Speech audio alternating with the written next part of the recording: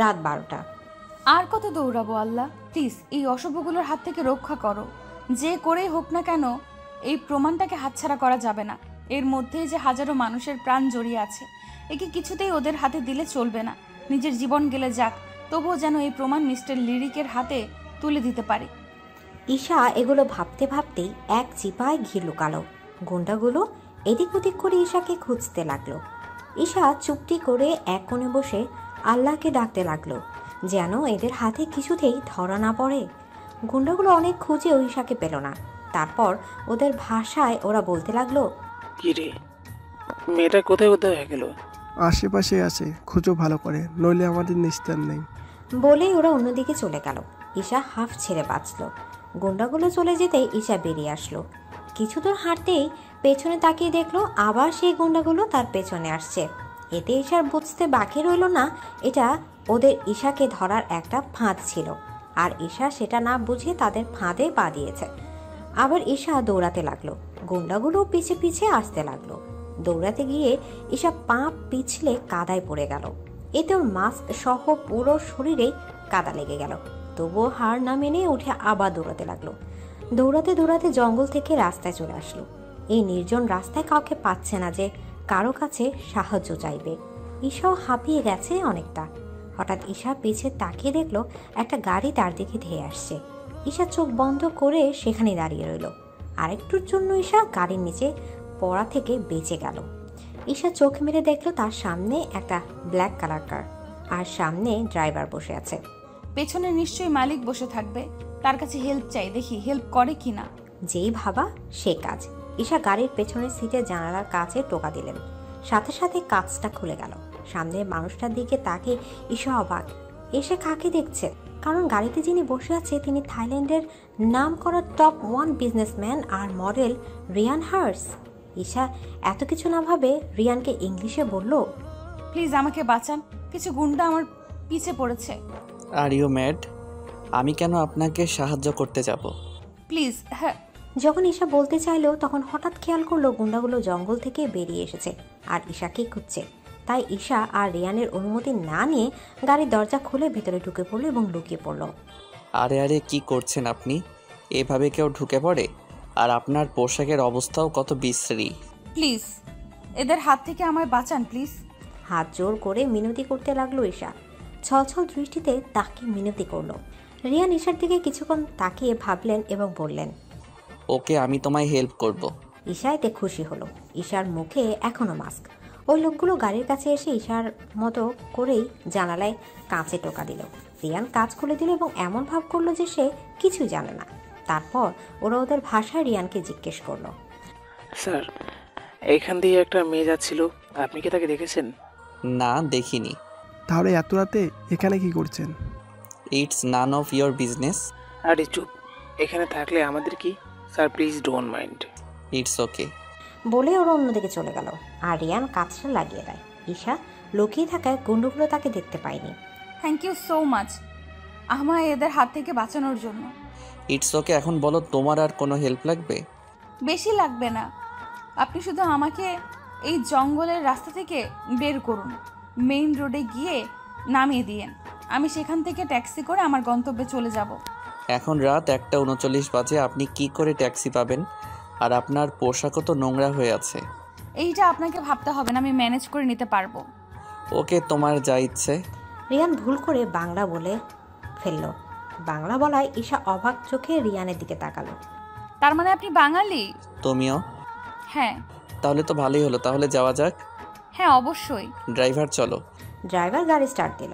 ঈশা সেভাবে বসে রইল আর এদিক সেদিক তাকতে লাগলো। এতে রিয়ান জিজ্ঞেস করলো, কি ব্যাপার, ওখানে কেন বসে আছো? সিটে বসছো না কেন? জায়গাটা আমার জন্য কোনো মতেই সেফ না, তাই এখান থেকে উঠতে পারবো না। বাই চান্স যদি কেউ দেখে ফেলে আমার নিস্তার নেই। ওরা কেন তোমায় ধরতে চাইছে? মারতে। হোয়াট? যা বলেছি তাই। কিন্তু কেন? ক্ষমা করবেন, এখন আমি কাউকে কিচ্ছু বলতে পারবো না। ওকে, তোমায় জোর করবো না। থামান থামান, এখানেই নামবো আমি। কিন্তু আশেপাশে তো কোনো ট্যাক্সি তো দূর, কোনো জনমানুষও নেই। ঈশা জানালা দিয়ে বাইরে তাকিয়ে দেখলো। সত্যি তো কোনো ট্যাক্সিও নেই। আর ট্যাক্সি না থাকলে মিস্টার লিরিকের কাছে যাবই বা কী করে? এই প্রমাণটা তো আজকেই দিতে হবে। কি হলো, কি ভাবছো? আচ্ছা, আপনি আমায় এই ঠিকানায় নিয়ে যেতে পারবেন? হ্যাঁ, অবশ্যই। জি, ধন্যবাদ আপনাকে। ওখানে কি আপনার বাসা? না, তাহলে এত রাতে ওখানে কেন যাচ্ছেন? কাজ আছে। কাজ, তাও এই রাতে? সেটা আপনাকে ভাবতে হবে না। ওকে, অ্যাজ ইউর উইশ। এরপর আরও দুজনের মধ্যে কোনো কথা হয়নি। এদিকে মেয়েটাকে পেলে? না বস, হাতছাড়া হয়ে গেছে। হোয়াট স্টুপিড, কি করে হাতছাড়া হলো? জানি না বস, হঠাৎ চোখের সামনে থেকে উধাও হয়ে গেল। স্টুপিড, ওটা একটা মানুষ, কোনো উদ্ভিদ প্রাণী না যে চোখের সামনে থেকে উধাও হয়ে যাবে। বস, আমরা তো চেষ্টা করছি। একটা সামান্য মেয়েকে তোমরা ধরে আমার সামনে আনতে পারলে না, আবার তর্ক করছো। Sorry boss. আর কথা না বলে ফোন কেটে দিল। এদিকে রিয়ান ড্রাইভারকে চোখের ইশারা করতেই গাড়ি থামিয়ে দিল আর ঈশা ধন্যবাদ দিয়ে চলে গেল। আরে তোমার নামটা যা চলে গেল। মেয়েটা সত্যি অদ্ভুত, কোনো কথাই তেমন বলতে চায় না। কি জানে এই মেয়েকে মারতে চায়। আর মেয়েটার পুরো চেহারাও দেখতে পারলাম না। ড্রাইভার গো নাও। এদিকে ঈশা চারদিক ফিরে ফিরে দেখতে লাগলো কেউ আছে কিনা সেটা। চারপাশে ঘুরে ফিরে তাকিয়ে অবশেষে মিস্টার লাকিন এর বাসায় পৌঁছালো ঈশা। বিল্ডিংয়ের 8ম ফ্লোরে মিস্টার লাকিন থাকে। ঈশা লিফটে করে 8ম ফ্লোরে গেল এবং সেখানে যেয়ে মিস্টার লাকিনের দরজায় নক করলো। কিছুক্ষণের মধ্যে একজন মহিলা দরজা খুলে দিল। মহিলাটি মিসেস লাকিন। ঈশা তাকে থাইল্যান্ডের ভাষায় বলল, সেন সামরাত পাহাব কব ক্রুদিমাই, আমি কি স্যারের সাথে দেখা করতে পারি? মহিলার অনুমতি পেয়ে ভেতরে ঢুকলো ঈশা। বাংলাদেশের মতো ওদের দেশের তেমন কোনো মিল নেই। রাত 1টা-2টার সময় কোনো মেয়ে বাইরে থাকা কোনো ব্যাপারই না। ভেতরে এসে দেখে মিস্টার লাকিন তার স্টাডি রুমে বসে বই পড়ছেন। বই থেকে চোখ সরিয়ে ঈশার দিকে তাকালেন। ঈশাকে দেখে বই রেখে এক প্রকার দৌড়ে আসলেন মিস্টার লাকিন। মিলাক রামথুন মাই, প্রমাণ পেয়েছো? সাইসা স্ট্রাকচার বলে ঈশা প্রমাণটা মিস্টার লাকিনের দিকে এগিয়ে দিলেন। লাকিন পুরোটা দেখে বললেন, রামথুন থি সবরবুন বেব, একদম পারফেক্ট প্রমাণ। Thanks professor. চা থা সাং ইয়ারিং দি, এখন কি করবা? ক্লাব বান, বাসায় যাব। খুমছা মি দি ট্যাক্সি সন ডুক, এত রাতে কোনো ট্যাক্সি তো পাবে না। পিসা মেল পো মাই থাং খাংওয়েল খাপখুন, পাবো প্রফেসর, আপনি চিন্তা করবেন না। সান মাই সামরাত চাক খুনপি খন দিও, আমি তো তোমাকে একা ছাড়তে পারি না। It's okay professor, I will save myself. My খুন খাপ রথ খাং সাং, না তুমি আমার গাড়ি করে যাও। But professor. No more excuse. ঈশার কিছু বলল না। ওনার গাড়ি করেই সে রাতে ঈশা বাসায় চলে আসে। বাসায় এসে শাওয়ার নিয়ে জামা কাপড় ওয়াশিং মেশিনে ধুয়ে নিল। সূর্য উঠে গেছে। ঈশা সারা রাত একদমই ঘুমাতে পারেনি। তাই ঘুম পাচ্ছে, কিন্তু ঘুমাতে পারবে না, কারণ আবারও ডিউটি আছে। ও হ্যাঁ, আপনাদের তো গল্পের নায়িকার পরিচয়টাই দিলাম না। ঈশা হলো গল্পের নায়িকা। ব্যাংককের ছোট একটি শহরে থাকে। ছোটবেলায় মা মারা যায় আর বাবা 2 বছর আগে। ঈশার জন্ম ব্যাংককেই। বাবা মা বাঙালি, তাই সেও বাংলা ভাষায় কথা বলে, কিন্তু অনেক ক্ষেত্রে এই থাই ভাষার প্রয়োজন হয়, তাই সেটাও শিখে নিয়েছে। সেখানকার কালচারেই ঈশা বড় হয়েছে। অনেক কষ্ট লেখাপড়া করেছে ঈশা। বাবাই ছিল ঈশার সব কিছু, কিন্তু তার বাবাও তাকে একা করে চলে গিয়েছে। রিফার বাবার শেষ স্মৃতি রিফার ছোট্ট বাসাটাই। আর রাতের যে প্রমাণটার কথা হচ্ছিল সেটা অনেক বড় ক্রাইমের ছিল, যেটা ঈশা দায়িত্ব নিয়ে প্রমাণটা জোগাড় করেছে।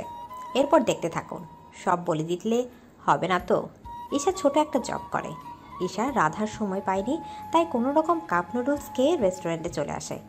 হ্যাঁ, ঈশা একটি রেস্টুরেন্টের ওয়েটার হিসেবেই কাজ করে, সকাল 10টা থেকে বিকেল 5টা। কাল ঈশা রেস্টুরেন্টের কাজ সেরেই প্রমাণ জোগাতে গিয়েছিল। বেচারি অনেক টায়ার্ড, তাই ঘুমে বারবার দুলছে। এই ঈশার দোলনি দেখে রাতে কু বলতে লাগলো, থাই ল্যাঙ্গুয়েজেই বলল, তুমি ঠিক আছো Isha? Yes, I am all right. I think তোমার ঘুম আসছে, আমি কফি বানিয়ে আনছি, ওয়েট। আরে না না, রাতে কু বললাম তো, আমি ঠিক আছি, কফি বানানোর কোনো প্রয়োজন নেই। তুমি ভালো করেই জানো ম্যাম কী রকম। ম্যাম দেখলে বড় গন্ডগোল হয়ে যাবে, তাই যা বলছি তাই করো। ম্যাম ওর কথা শুনে ঈশা চুপসে গেল, কারণ ওদের ম্যাম অনেক রাগী এবং বদমেজাজি। একটু এদিক ওদিক হলেই রাগারাগি শুরু করে দেয় এবং জবটা করতে দেয় না। তেমন কেউই টিকতে পারে না এই ম্যামের মেজাজের কাছে। যারাও টিকে তারাও ভয় ভয় থাকে, যেমন ভয় ঈশাও পাচ্ছে। তবে ঈশা আর রাতিকুই একমাত্র মেয়ে যারা গত 1 বছর ধরে এখানেই আছে। রাতিকু কিছুক্ষণের মধ্যে কফি এনে ঈশাকে দিল। ঈশা চুপচাপ সেটা খেয়ে নিল। খাওয়ার পর ঈশা রিল্যাক্স ফিল করতে লাগলো। হঠাৎ টিভি নিউজে সবাই যা দেখলো তাতে সবাই খুশিতে মেতে উঠল এবং ঈশার মুখে হাসি ফুটল। আল্লাহ, তোমার দরবারে অসংখ্য শুক্রিয়া, আমি পেরেছি আমার কথা রাখতে। ইয়েস। টিভিতে নিউজে বলল, এতদিনই দেশবাসী যে আতঙ্কে ছিল সেটা থেকে এখন সবাই মুক্ত, কারণ যে আমাদের ধ্বংস করতে চেয়েছিল সেই আতঙ্কবাদীর সকল প্রমাণ সহ পুলিশের হাতে গ্রেপ্তার হয়েছে এবং আদালত তাকে তার কুকর্মের জন্য ফাঁসির রায় দিয়েছে। তারপর টিভিতে মিস্টার লাকিনকে দেখালো, কারণ কেসটা তার হাতেই ছিল। ওনার থেকে দায়িত্ব নিয়ে প্রমাণ জোগাড় করেছে এবং তা মিস্টার লাকিনের হাতে সঠিক সময়ে পৌঁছে দিয়েছেন। মিস্টার লাকিনকে একজন জার্নালিস্ট প্রশ্ন করলো, স্যার, আপনি এত বড় প্রমাণ কি করে পেলেন? একজন এই প্রমাণের দায়িত্ব নিয়েছে, আর সেই তার জীবনের ঝুঁকি নিয়ে এত বড় প্রমাণ জোগাড় করেছে। আমরা সবাই তার কাছে কৃতজ্ঞ। আমার এবং পুরো দেশবাসীর তরফ থেকে তাকে অসংখ্য ধন্যবাদ জানাচ্ছি। বলে উনি আর কিছু না বলে জার্নালিস্টদের ইগনোর করে তার গাড়িতে করে চলে গেল। ধন্যবাদ ঈশা অনেকটাই খুশি হলো, কিন্তু কাউকে প্রকাশ করলো না। নিউজ দেখার পর ঈশা তার কাজে মন দিল। হঠাৎই ম্যাম আসলো এবং কাস্টমারদের বলতে লাগলো, আপনাদের আর কিছু লাগবে? আই মিন, সব ঠিক সময় মতো পরিবেশন করতে পেরেছে তো? না, সব সঠিক সময় পেয়েছি। থ্যাঙ্কস স্যার, আসার জন্য। বলেই ম্যাম ঈশাদের দিকে যেতে লাগলো। ঈশা অর্ডার নিচ্ছিল, তখন অর্ডার নিয়ে ম্যামের কাছে যায়। কি ঈশা, সব ঠিকঠাক করেছে তো? Yes ma'am. Good girl. বলে ম্যাম অন্যদিকে চলে গেল। এদিকে, রিয়ান ওঠ, আর কত ঘুমাবি? আর একটু ঘুমাতে দে না বোন। আর কত ঘুমাবি? তোর না অফিস আছে? দেরি হয়ে যাচ্ছে তো। অফিসে কথা শুনে রিয়ান লাফ দিয়ে উঠল। কয়টা বাজে? 10:48। হোয়াট? হোয়াট? আমি তো তোকে কতক্ষণ ধরেই ডাকছি। ওহ আপুই, 12টা ইম্পর্টেন্ট মিটিং আর তুই এখন ডাকছিস? আমি তোকে এখন না, 2 ঘন্টা ধরে ডাকছি। ও গড। বলে দৌড়ে ওয়াশরুমে ফ্রেশ হতে চলে গেল। এই ছেলেকে নিয়ে আর পারি না। প্রতিদিন রাতে লেট করে বাড়ি ফিরবে আর সকাল হলে তাড়াহুড়ো। ধুর। এদিকে বলে রায়না সার্ভেন্ট দিয়ে রুম গুছিয়ে নিল। রিয়ান ফ্রেশ হয়ে নাস্তা করে অফিসে চলে গেল। আমাদের গল্পের হিরোর নাম রিয়ান হার্স, থাইল্যান্ডের নাম করা টপ বিজনেসম্যান এবং মডেল। রিয়ান এত বড় বিজনেসম্যান হয়েও তেমন অহংকার নেই। অতিরিক্ত কোনো কিছু যেমন ভালো না, ঠিক তেমনি রিয়ানের মধ্যে বিদ্যমান। কারণ এই অহংকারের জন্যই সে তার হাসিখুশি পরিবারটাকে হারিয়েছে। তবে রাগ আছে ওর মধ্যে। রিয়ান আর তার বোন রাইনা, 2 ভাই বোন একসাথে থাকে। রাইনা বিয়ে করেছে, বাট ওর হাজব্যান্ড প্যারিসে থাকে, ওখানে তার বিজনেস। রাইনাকে নিতে চেয়েছিল, বাট রিয়ান এখানে একা হয়ে যাবে ভেবে যায়নি। যতই হোক কলেজার ছোট ভাই বলে কথা, তাই রাইনা তার ভাইয়ের সাথেই থাকে। তার মায়ের মতো করে রিয়ানকে আগলে রাখে। এনিওয়েজ, এর পরেরটা আস্তে আস্তে জানতে পারবেন। এদিকে ঈশা প্রায় অনেকক্ষণ কাজ করলো। লাঞ্চ ব্রেকে চুপচাপ বসে আছে রাতিকু ঈশার সামনে। এমন সময় ম্যাম দৌড়ে এসে বলল, তাড়াতাড়ি রেডি হয়ে নাও, আমাদের রেস্টুরেন্টে টপ বিজনেসম্যান আর তার ক্লায়েন্টরা আসছে। Okay ma'am. তারপর সবাই মিলে একটু গোছগাছ করে নিল। ঈশা এখনও জানে না যে রিয়ান আসবে। কিছুক্ষণের মধ্যেই 2টা সাদা কার এবং 2টা কালো কার রেস্টুরেন্টের সামনে এসে পার্ক করলো। তারা রেস্টুরেন্টে ঢুকতেই সবাই ওয়েলকাম স্যার বলে উঠল। ঈশাও করলো। তারপর মাথা উঠিয়ে দেখে রিয়ান। রিয়ানকে দেখে তো ঈশা অবাক। পালানোর চেষ্টা করলে পরক্ষণে মনে পড়ে থাকে তো রিয়ান দেখেনি। তাই ঈশা হাফ ছেড়ে বাঁচল। রিয়ান ভেতরে গিয়ে এক কোণায় গেল। বডিগার্ডসরা চেয়ার চেনে দিতে রিয়ান এবং তার ক্লায়েন্ট বসে পড়ল। ক্লায়েন্ট রিয়ানকে ইংলিশে জিজ্ঞেস করলো, মিস্টার হার্স, এই রেস্টুরেন্টটা কি আপনার? না, আমার আন্ডারে আছে, কিন্তু এর মালিক অন্য কেউ। ও, তা ডিলের ব্যাপারে ডিসকাস করা শুরু করি। Yeah sure. তারপর দুজন আলোচনা করতে লাগলো। ঈশা একটু দূরে কাজ করছিল, তখন ঈশার কাছে একজন বডিগার্ড আসলো। 2 কাপ কফি পাঠিয়ে দেন। Okay sir. বডিগার্ড চলে গেলে ঈশা তাড়াতাড়ি করে কফি বানিয়ে রাতিকুকে ধরিয়ে দিল। রাতিকু অবাক হয়ে বলল, আমাকে ধরিয়ে দিলে কেন? কারণ কফিটা ওনাদের তুমি দিয়ে আসবে। পাগল নাকি? এখানে আমার অনেক কাজ আছে, এগুলো ফেলে যেতে পারবো না। আমি এদিকটা সামলে নিতে পারবো, তুমি যাও। কেন? ম্যাম আমায় কাজটা দিয়েছে, এখন যদি এসে দেখে আমার জায়গায় তুমি কাজটা করছো তাহলে আমার চাকরি শেষ। না বাবা, তুমি যাও, আমি আমার চাকরি হারাতে পারবো না। ঈশা এবার কি করবে বুঝতে না পেরে শেষে বাধ্য হয়ে কফিটা নিয়ে রিয়ানের সামনে গেল। রিয়ান না তাকিয়ে বলল, এখানে রাখো। Okay sir. ঈশার কণ্ঠ শুনে রিয়ান ঈশার দিকে তাকালো ভ্রু কুচকে। তারপর গভীর দৃষ্টিতে ঈশার চোখ আর চেহারাটা দেখল। ঈশাকে দেখে রিয়ান মুগ্ধ হয়ে গেল। Mister hertz. ঈশা তাড়াতাড়ি সেখান থেকে কেটে পড়ল। বলুন। তা ডিল ফাইনাল তো? Yeah, of course. Thanks mister Hurst. It's my pleasure. তা আমি এখন যাই? হ্যাঁ, অবশ্যই। তারপর ক্লায়েন্ট চলে গেল আর রিয়ান সেখানে বসে বসে ভাবছে ঈশার কথা। তৎক্ষণাৎ তার মনে পড়ে গেল কাল রাতে মেয়েটার মানে ঈশার কথা। ওয়েট, কাল রাতের মেয়েটার কণ্ঠ আর এই মেয়েটার কণ্ঠ তো প্রায় একই, আর চোখগুলো তো তেমনই। তার মানে কি কালকের রাতের মেয়েটাই এই মেয়ে? এসব ভাবছিল আর তখনই রিয়ানের বডিগার্ড জেফ বলে, স্যার যাবেন না? আগে আমার কথা মন দিয়ে শোনো। ইয়েস স্যার, বলুন। যে মেয়েটা আমাদের কফি দিয়ে গেল সেই মেয়েটার সকল ইনফরমেশন আমার চাই। Okay sir. নাও চলো। এদিকে ঈশা দৌড়ে কিচেনে এসে হাঁপাতে লাগলো। ঈশা দৌড়ানো দেখে রাতিকে অবাক হয়ে বলল, কি হলো, এভাবে দৌড়ে আসলে কেন? এমনি। ও। তারপর ওরাও লাঞ্চ করে আবার কাজ শুরু করলো। এদিকে, হ্যালো আঙ্কেল, কেমন আছেন? জি ভালো বাবা, তুমি? হ্যাঁ ভালো। তা শুনলাম কেস নাকি কমপ্লিট হয়েছে? হ্যাঁ, একটা মেয়ের জন্যই পেরেছি, নইলে ওই ক্রিমিনালকে ধরা জাস্ট ইম্পসিবল ছিল। মেয়েটা কে আঙ্কেল? আমিও তাকে দেখতে চাই। সামনে পার্টিতে দেখে নিও। আচ্ছা আঙ্কেল, আমি এখন রাখছি, একটু ইম্পর্টেন্ট কাজ আছে। আচ্ছা, ভালো থেকো। বাই। তারপর রিয়ান ফোন কেটে দিল। তখনই রিয়ানের কাছে জেফ আসে। স্যার, মেয়েটা সম্পর্কে ইনফরমেশন পেয়েছি। তা বলো, মেয়েটার পরিচয় কি? ওর নাম ঈশা, এই শহরেই আছে, বাবা মা নেই, একাই থাকে। ও একটা রেস্টুরেন্টে জব করে গত 1 বছর ধরে। ও আচ্ছা, আর কিছু করে না? নো স্যার, এইটুকুই। তবে মেয়েটা বাঙালি। সেটা আমিও জানি। কি করে স্যার? সেটা তোমার জানা লাগবে না, তুমি এখন যাও। Okay sir. এদিকে বলেই জেফ চলে গেল। তার মনে মনে হাসছে। ঈশা, বাজিয়ে দিলে মনের গিটার। আই থিঙ্ক তোমাকে পছন্দ করে ফেলেছি। ভেবে মুচকি হাসলো। বিকাল 5টায় কিছু খাবার কিনে বাসা চলে আসলো ঈশা। তারপর শাওয়ার নিয়ে খেয়ে নিল। 7টার দিকে ঘুমিয়ে গেল এত ধকল যাওয়ায়। পরদিন ঈশার সময় মতো উঠে আবার রেস্টুরেন্টে চলে গেল। রিয়ানেরও কাজের চাপ বেড়ে যায়, তা সে আর ঈশানের সাথে দেখা করতে পারেনি। কিন্তু প্রতি মুহূর্তেই রিয়ানের ঈশার কথা মনে পড়ছে, ভুলতে গেলেও পারে না। এভাবে প্রায় 10 দিন কেটে যায়। রিয়ানের চাপও কমেছে, তার ডিল সম্পূর্ণভাবে সাকসেসফুল।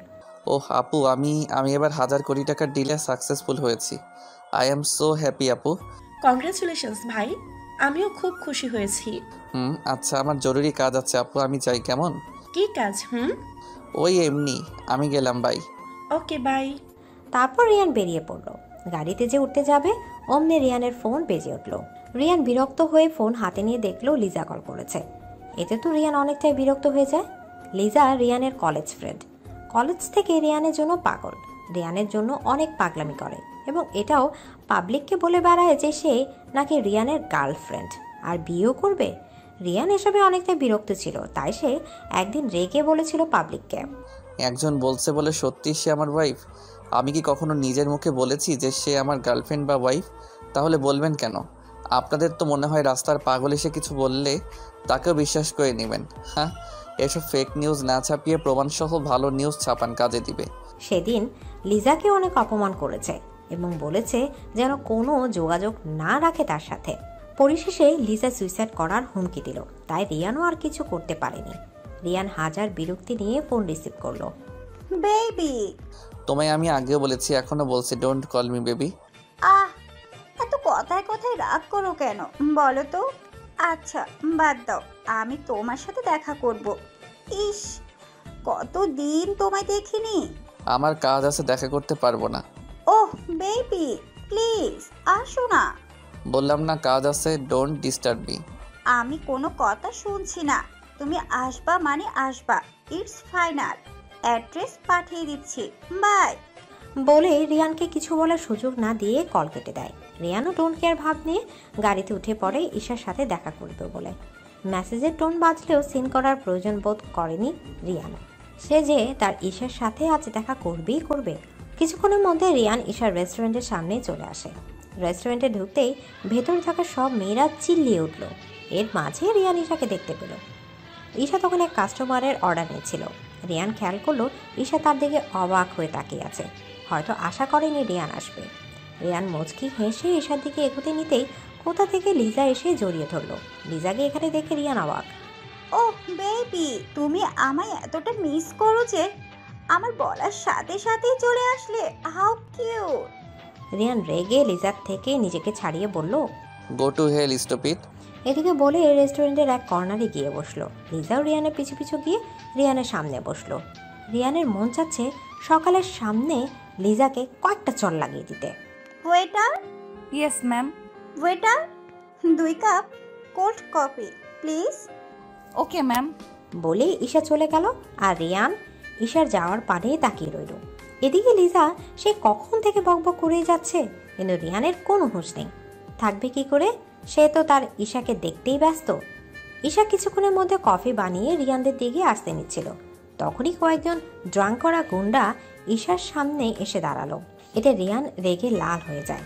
ঈশা অনেকটা বিরক্ত হয়ে বলে, what the hell, leave me alone. Why baby, you always for you. তখনই লিজার কল আসে, তাই সে কথা বলতে অন্য সাইডে চলে যায়।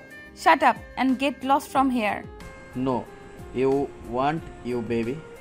এদিকে বলেই ঈশার দিকে এগোচ্ছিল, অমনি রিয়ান ঈশার সামনে এসে দাঁড়ালো। Don't disturb her otherwise. বলে রিয়ান ছেলেগুলোকে বাইরের দিকে ইশারা করলো।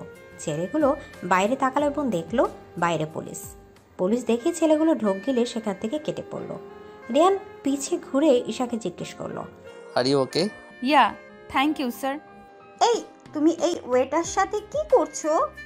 Liza, behave yourself. Okay okay, now চলো কফিটা শেষ করি। এমন সময় রিয়ানের কল আসলো। Yes, oh I am really sorry, I forget. Okay wait, I am coming. বলেই ফোন কেটে দিল রিয়ান। সরি লিজা, আমার যেতে হবে আর্জেন্ট। ওকে। তারপর রিয়ান বিল পে করে চলে গেল, কিন্তু রিয়ান তার একটা ব্যাগ রেখে যায়। ঈশা ব্যাগটা দেখতেই সাথে সাথে রিয়ানকে পেছন থেকে ডাকে, কিন্তু রিয়ান এতটাই তাড়াহুড়ো ছিল যে ঈশার ডাক শুনতে পায়নি। ঈশা রিয়ানের কিছু পিছু নিল রিয়ানকে ব্যাগটা দেওয়ার জন্য। রিয়ান গাড়ি করে যায়, তাই ঈশাও ট্যাক্সি করে রিয়ানের পিছু নিতে থাকে। পিছু নিতে নিতে ঈশা একটি বড় শুটিং ক্লাবে ঢুকে পড়ল। বারবার শুনুন শুনুন করে পেছন থেকে ডাকছে, কিন্তু রিয়ান কিছুতেই শুনছে না। ঈশা রিয়ানের পিছু নিতে নিতে একটা শুটিং প্যানেলে চলে আসলো। যে রিয়ানের কাঁধে হাত রাখবে ব্যাগটা দেওয়ার জন্য, তখনই দুইটা মেয়ে আরেকটা মধ্যবয়সী লোক ঈশার সামনে এসে দাঁড়ালো এবং ফিসফিস করে বলতে লাগলো। ঈশাকে কোনো মতেই আর রিয়ানের কাছে যেতে দিল না, আর ঈশাও রিয়ানকে হারিয়ে ফেললো। রিয়ান চেঞ্জিং রুমে চলে আসে চেঞ্জ করার জন্য। হ্যাঁ, রিয়ান একজন মডেলও, এখন তার ফটোশ্যুট হবে, তাই সে এখানে এসেছে। লোকটি আর দুটোর কথোপকথন এমন। ডিরেক্টর স্যার, এই মেয়েটি পারফেক্ট আপনার ফটোশ্যুটের জন্য। আমারও তাই মনে হচ্ছে। তো স্যার, এখন কি করা উচিত? আমাদের girl model is absent, so I think ওকে দিয়েই আমাদের কাজ চালাতে হবে। আর ইউ শিওর স্যার, এই মেয়েটি ভালোভাবে সব করতে পারবে? হ্যাঁ, আমার তো তাই মনে হচ্ছে। আর এখন কিছুই করার নেই, এই ফাইলটার জন্য অনেকেই অপেক্ষা করছে। ওকে স্যার, আপনি যা বলবেন। তারপর ডিরেক্টর চলে গেল, আর মেয়ে দুটো ঈশার সামনে দাঁড়িয়ে রইল। ম্যাম, আসুন আমাদের সাথে। কোথায় যাব? আপনি আমাদের নেক্সট ফটোশ্যুটের জন্য সিলেক্ট হয়েছেন। কিন্তু আমি তো কোনো অ্যাপয়েন্টমেন্ট দেইনি, তাহলে কি করে সিলেক্ট হলাম? আমাদের ডিরেক্টর আপনাকে পছন্দ করে সিলেক্ট করেছে, কোনো অ্যাপয়েন্টমেন্ট নয়। আমি ফটোশ্যুট করতে চাই না, সরি। আমি তো রাজি হয়েছে। আরে আরে, আমি কখন? নিয়ে চল। আরে আমার কথা তো শুনুন। কে শুনে কার কথা? মেয়ে দুটো ঈশাকে জোর করে চেঞ্জিং রুমে নিয়ে গেল। এদিকে চেঞ্জিং রুমে নিয়ে গিয়ে ঈশাকে জোর করে ড্রেস পরালো। ঈশা তো সেই কখন থেকে বলছে আমি রিয়ান স্যারের সাথে দেখা করব, কিন্তু মেয়ে দুটো বলছে আপনি আগে রেডি হয়ে নিন। ঈশাকে জোর করে মেকআপ আর্টিস্টের কাছে নিয়ে গেল। প্রায় 2 ঘন্টা ঈশার সাথে যুদ্ধ করলো মেয়ে দুটি। হয়েছে হয়েছে, অনেক করেছেন আপনারা। এখন আমার কথা শুনেন, এই ব্যাগ দিতে এসেছি রিয়ান হার্সকে, এর বেশি কিছু না। Got it? ম্যাম, আপনি যদি এখন চলে যান আমাদের চাকরি চলে যাবে, আর চাকরি চলে গেলে আমরা খাবো কি? আর আমার মা, তার চিকিৎসা করব কিভাবে? তাই ম্যাম প্লিজ আমাদের কথা ভেবে এইটুকু উপকার করুন, প্লিজ ম্যাম, প্লিজ। সত্যিই তো ওদের পরিবার আছে, ওদের পরিবারে হাসি ফোটাতে হয় দিনরাত অক্লান্ত পরিশ্রম করে। আমার জন্য ওদের পরিবারের খুশিটা কি করে ছিনিয়ে নিতে পারি? না, এটা কোনো মতেই সম্ভব না। ওকে, আমি তোমাদের কথা রাখবো। সত্যি ম্যাম। হ্যাঁ, এখন বলো আমায় কি করতে হবে। আসুন আমাদের সাথে। ওকে, তো তোমাদের নামই তো জানা হলো না। আমি রত্না আর ও পিহা। ও, আপনার নামও তো জানা হলো না। ও হ্যাঁ, আমি Isha. So cute name. Thanks Piha. এদিকে ও ডিরেক্টর স্যার আর কতক্ষণ ওয়েট করব? আরেকটু আসলে আপনার সাথে যার শ্যুট করার ছিল সে আজ অ্যাবসেন্ট, তাই অন্য কাউকে ঠিক করা হয়েছে। ও এখন যা করার তাড়াতাড়ি করুন, আমারও সময়ের দাম আছে। আচ্ছা স্যার। রিয়ান বারবার ঘুরে দেখছে আর ভাবছে কখন যে শুট শেষ হবে আর কখন তার ঈশার সাথে দেখা করবে। কিছুক্ষণ অপেক্ষা করার পর সামনে তাকিয়ে রিয়ান অবাক, নিজের চোখকে বিশ্বাস করতে পারছে না। এসে কাকে দেখছে, আসলে সত্যি না স্বপ্ন দেখছে ভেবে একবার চোখ বুঝে আবার চোখ দুটো খুলল। না, সে ভুল দেখছে না, এটা ঈশা। হ্যাঁ হ্যাঁ, কোনো ভুল নয়। ঈশাকে রিয়ান হা হয়ে দেখছে। ঈশা একটি ওয়েডিং ড্রেস পরে আসছে, পুরোই হোয়াইট এঞ্জেল লাগছে ঈশাকে। ঈশার এতক্ষণে রিয়ানের দিকে চোখ গেল। রিয়ানকে দেখে ঈশা অবাক, তবুও কিছু প্রকাশ করতে পারছে না। তারপর ঈশাকে রিয়ানের পাশে দাঁড় করায়। রিয়ান আস্তে আস্তে জিজ্ঞেস করলো, তুমি এখানে কি করছো? নাচছি। আপনার কোনো সমস্যা? কই নাচছো? আমি তো দেখছি তুমি দিব্যি দাঁড়িয়ে আছো। তাহলে জিজ্ঞেস করছেন কেন? কে যেন বলেছিল বাঙালি মেয়েরা ঝগড়াটে হয়, এখন তো দেখছি তাকে নোবেল দেওয়া উচিত। ঈশা চরম রেগে রিয়ানকে জোরে চিমটি দিল। এতে রিয়ান লাফিয়ে উঠল। রিয়ানের লাফানো দেখে ডিরেক্টর উত্তেজিত হয়ে বলল, কি হলো মিস্টার হাস, এনি প্রবলেম? না তেমন কিছু না, মনে হয় পিঁপড়া কামড়িয়েছে। আপনাদের যা করার তাড়াতাড়ি শুরু করুন। স্যার, ম্যাম এভাবে পোজ দিন। ওকে, তো ডার্লিং পারবে তো? Mind your language mister Hearts. Okay okay. তারপর ফটোগ্রাফার ঈশাকে বলল রিয়ানের কাঁধে হাত রাখতে বলে, আর রিয়ানকে বলে ঈশার কোমরে হাত দিতে। এটা শুনে ঈশার শরীর দিয়ে কেমন যেন শীতল হাওয়া বয়ে গেল। রিয়ান মুচকি হেসে ঈশার কোমরে হাত দিল। এতে ঈশা কেঁপে উঠে আর রিয়ান হাসে। কি হলো, আমার কাঁধে হাত দাও। ঈশা আস্তে আস্তে চোখ মেলে মাথা নাড়ালো আর কাঁপা কাঁপা হাতে রিয়ানের কাঁধে হাত রাখলো। দুজন দুজনের অনেকটাই কাছে। ঈশা ভারী ভারী নিঃশ্বাস ফেলছে, কারণ এই প্রথম কোনো ছেলের এত কাছে সে। ঈশার এমন নিঃশ্বাস নেওয়াটা রিয়ানের খুব ভালো লাগছে। ফটোগ্রাফার পিক তুলছে। পিয়া আর রত্না ডিরেক্টরকে বলছে, দেখেছেন স্যার কত কিউট কাপল? হ্যাঁ, তা তো দেখতেই পারছি। স্যার, আপনার পছন্দ আছে বলতে হবে। নাও নেক্সট শ্যুটের পালা। তারপর রিয়ান আর ঈশা আরও কিছু শ্যুট করে। শ্যুট করতে করতে প্রায় সন্ধ্যা হয়ে যায়। শ্যুট শেষ হতেই ঈশা চেঞ্জিং রুমে চলে যায় চেঞ্জ করতে। চেঞ্জ সেরে বাইরে এসে দেখে রত্না আর পিহা ঈশার জন্য অপেক্ষা করছে। রত্না মুচকি হেসে বলল, থ্যাঙ্কস ম্যাম, আমাদের কথা রাখার জন্য। আপনি সত্যি আমাদের আজ অনেক বড় উপকার করেছেন। এটা কোনো ব্যাপার না, তোমাদের জন্য করতে পেরে আমি অত্যন্ত খুশি। আচ্ছা এখন আমি যাই, কেমন? আবার পরে কথা হবে। আচ্ছা ম্যাম, সাবধানে যাবেন। আর এই নিন রিয়ান স্যারের ব্যাগ। ওকে থ্যাঙ্কস, আমি এখন যাই, কেমন? আল্লাহ হাফেজ। ম্যাম, আল্লাহ হাফেজ মানে কি?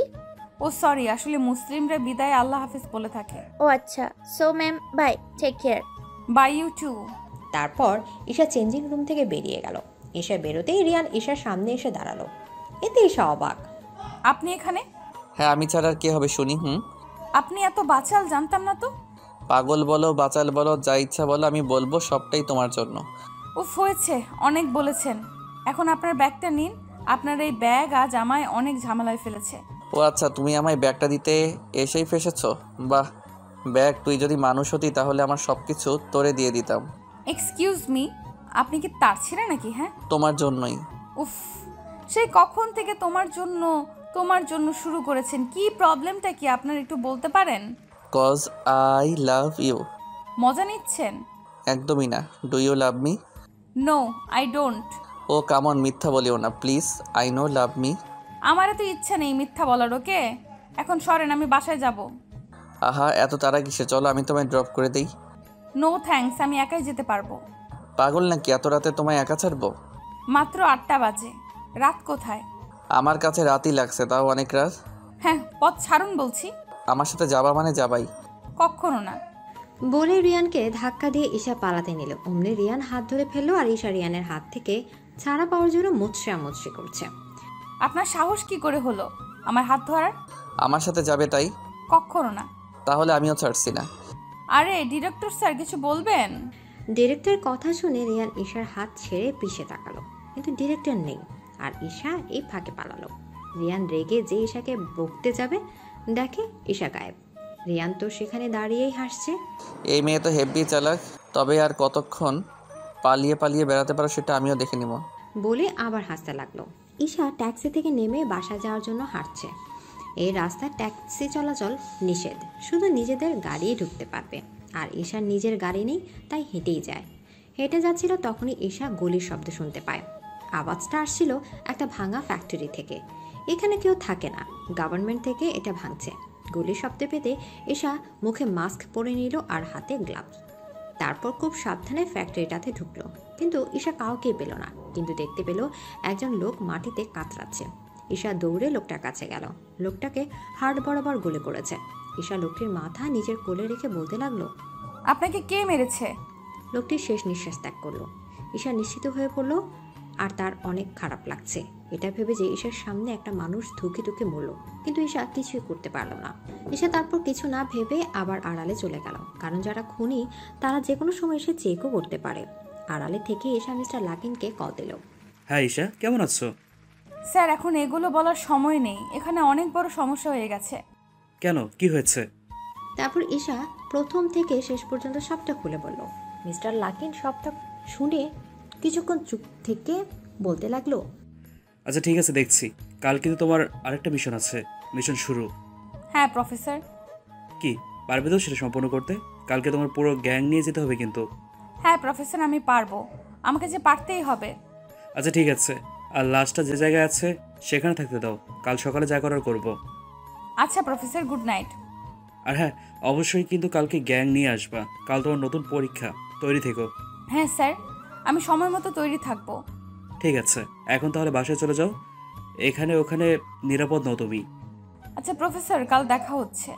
Good night, bye. যত কথা রাখা ছিল এই বুকে জমা, তোমাকে জানিয়ে দিলাম ও প্রিয়তমা, তোমাকে জানিয়ে দিলাম ও প্রিয়তমা। চোখ বন্ধ করে ঈশাকে অনুভব করে গানটা গাইল। গানটা যেন ঈশাকে ডেডিকেট করে করা। গান শেষ করে পেছনে তাকাতে দেখে রাইনা হাতে হাত গুজে রিয়ানের দিকে ভ্রু কুচকে তাকিয়ে আছে। কি এভাবে তাকিয়ে আছিস কেন? যে 4 বছরেও একবারও গিটার ছুঁয়ে দেখেসনি, সে আজ গিটার বাজিয়েছে, আবার সাথে গান। হাউ পসিবল ইয়ার? তুই জানলে কি করে আমি গান গেয়েছি? আমার রুম থেকেই শুনতে পেলাম। দেন এখানে এসে দেখি তুই গাচ্ছিস। প্রেমে পড়েছিস বুঝি?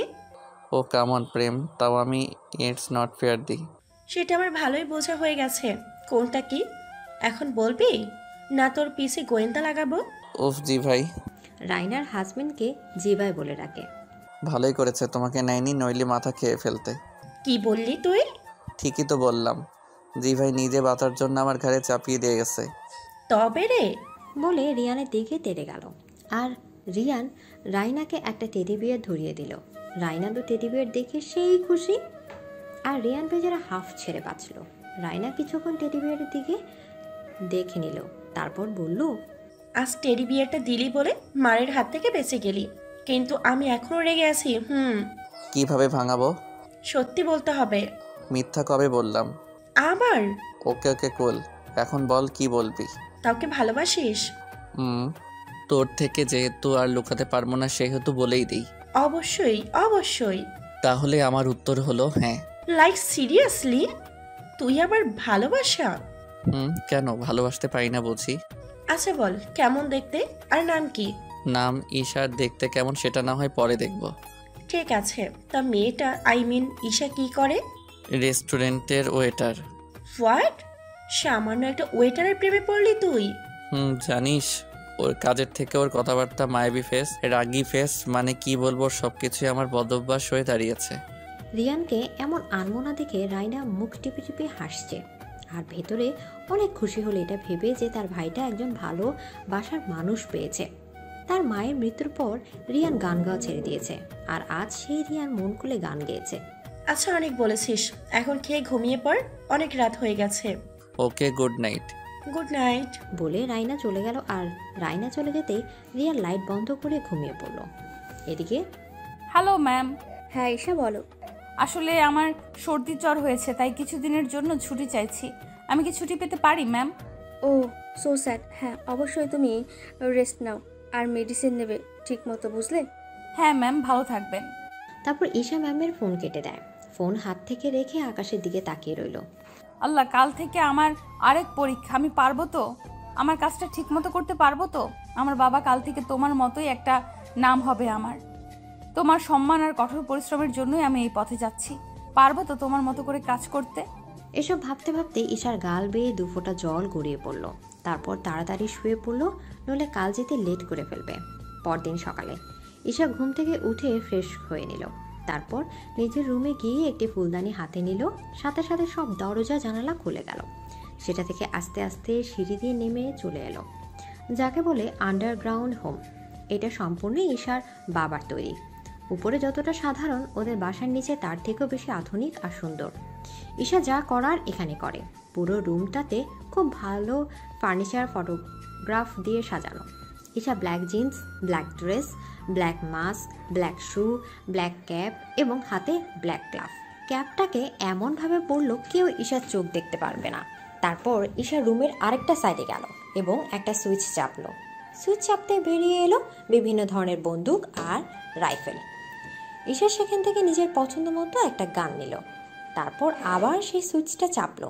অমনি গান আর রাইফেলগুলো আগের মতো দেখা যায় না। গানটা নিয়ে ঈশা আরেক দিকে গেল। সেখানে একটা গাড়ি রাখা।